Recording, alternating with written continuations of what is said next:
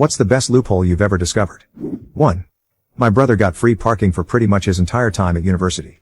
It was during that golden period when the pay parking kiosks could accept credit cards but weren't actually connected to a network.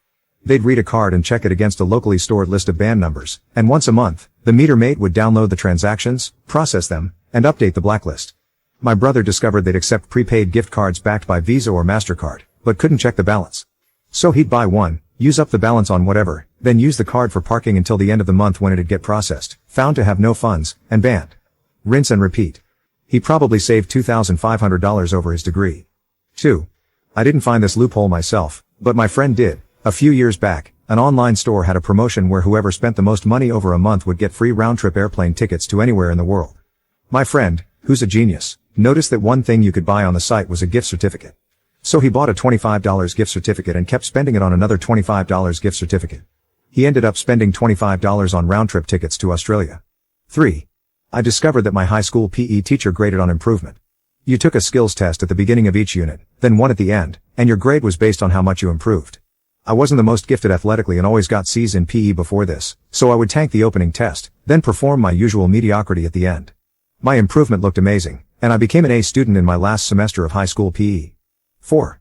Back when soda companies had promotions on the underside of bottle caps, I figured out I could tilt the soda bottles just right to find winners.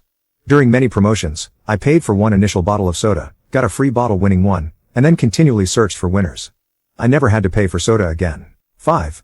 In university, I didn't have my own printer and had to swipe my student ID to pay for printing at the library. It cost something like 10 cents per page. I discovered that if I gave my document a really long name, the computer didn't know what to do with it. Instead of going to the queue, it bypassed the pay screen entirely and printed for free. 6. The local radio station always had a contest where you called in when they played the same artist back-to-back to win a prize. I noticed they had a now playing and up next feature on their website. My girlfriend at the time would start calling before the second song even began. We won tons of prizes, including laptops. 7. Not mine, but years ago, a woman was attending college in Texas and paying out-of-state tuition.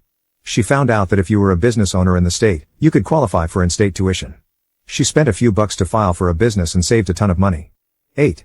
The ball machine at the driving range would give you a bucket of balls and your token back if you put enough backspin on the token when inserting it.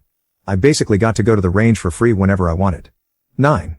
We figured out that on our country's biggest website for takeout food, if you went all the way to the payment screen, clicked the back button on your browser, not the website, entered a tip for the driver, and then proceeded with the process, you only paid the tip and still got your order delivered.